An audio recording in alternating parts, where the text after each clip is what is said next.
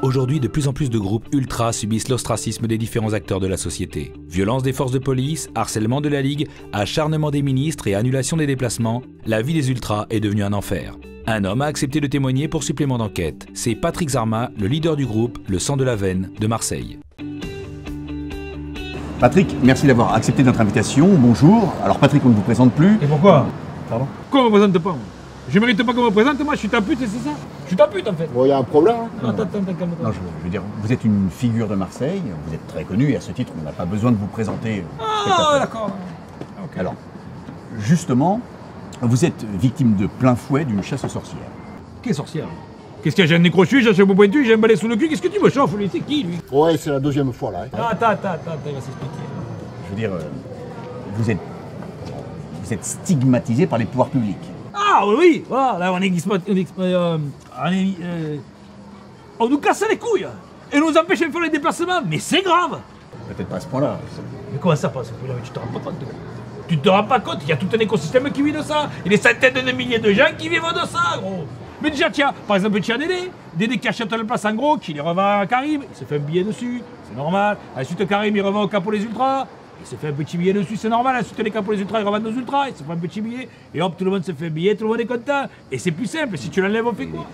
Est-ce qu'il ne serait pas plus simple d'acheter directement les billets via la billetterie du club, plutôt qu'à ce Dédé? Non mais Dédé, déjà, il achète pas au club, Dédé, il achète à moi. Parce que je prends un petit billet dessus, c'est normal. C'est normal. Eh ben oui. Et puis il n'y a pas que ça, mais ça je te dis, ça c'est la partie immergée de l'iceberg. Mais tu as tout le reste, parce que tu as Nono, celui qui va les bambous. Les bambous, tu as compris, hein, on n'est pas les pandas. Et puis tu as Youssef, le pompiste, qui prend un petit billet sur le plein du J9. Tout le monde prend un billet. Et ça fait du beurre dans le RSA. Alors c'est une véritable économie parallèle. Carrément. Et les autres, ils veulent nous enlever ça. Mais après, les gens, ils deviennent fous. Tu as peu le déplacement, le mec, il rentre chez lui, qu'est-ce qu'il fait? Il tabasse sa femme et ses gosses. Il devrait pas, on est d'accord. Mais il est obligé, parce qu'il tient trop plein. Alors, selon vous, les déplacements serviraient d'exutoire à toute une population qui vit de plein fouet la paupérisation et qui vit dans l'indigence, c'est ça? Ouais.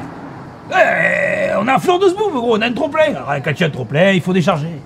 Ouais, mais après, il faut recharger pour pouvoir redécharger.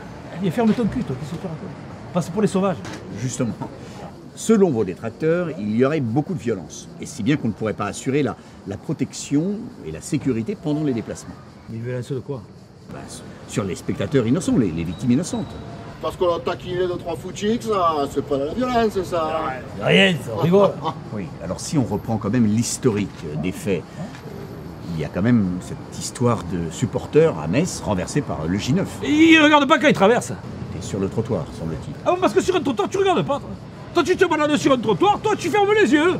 Et comme ça, tu te prends le poteau, mais vas-y, prends une canne blanche, il prend un chien. Mais il ferme les yeux, lui. Il ferme les yeux. Moi, je ferme les yeux que quand je tire. Ça me permet de mieux me concentrer. Il parle de pétanque. D'accord. Alors, soit, mais prenons l'exemple de ce gardien de Lorient qui a reçu une bouteille d'eau. Ouais, et il dit pas merci. Pardon. Il dit pas merci.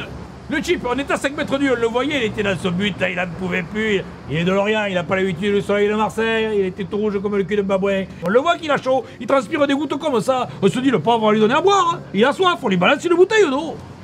Au final, 4 points de suture. Eh bien, il attrape pas, lui. Il attrape des frappes de vitige dans les 150 à l'heure, il rattrape pas une bouteille, et c'est ce dit gardien, c'est enculé. Bon, admettons, mais quant au bus et le caillassage du bus lyonnais, je veux dire, là, il... Quel caillassage? Le bus, il passe sur la route, il y a les travaux dans la maison, mon beau-frère. Je t'explique. Mon beau-frère, il fait les travaux dans sa maison, il fait une dépendance avec une véranda. Il n'a pas le permis de construire, mais il connaît un gars à la mairie, on s'en fout, c'est pas la question. Et d'un côté de la route, il y a sa maison, de l'autre côté de la route, il y a la carrière de briques. Et l'autre, il passe avec son bus au moment où on envoie les briques. Comment ça, vous envoyez les briques? Et pour aller plus vite, pour faire les travaux. Tu n'as pas vu Astérix Obélix contre Cléopâtre? Ils font quoi pour les pyramides? Ils se balancent, hop, on fait pareil avec les briques. Et l'autre, il passe. Le macaroni, il a tout pris dans la gueule. Alors, d'accord. Il n'empêche que lors des fouilles qui ont été faites, on a retrouvé sur vous des couteaux de 20 cm. Et oui. Tu sais combien ça dure de temps, un déplacement, mais quand tu montes à Baganaïtinakos et quand tu montes à Brest, tu en as pour 20 heures. Et qu'est-ce que tu fais? Tu manges quoi? Tu te fais de blanquette de veau? Et non, tu peux pas. Alors qu'est-ce que tu fais? Tu ramènes un bout de pain, un bout de fromage, un bout de saucisson, et tu le coupes avec quoi? Tu le coupes avec quoi? Avec un silex? Mais tu nous as pris pour des Cro-Magnons, des Néandertaliens. Mais qu'on nous respecte. On te demande du respect. Du respect.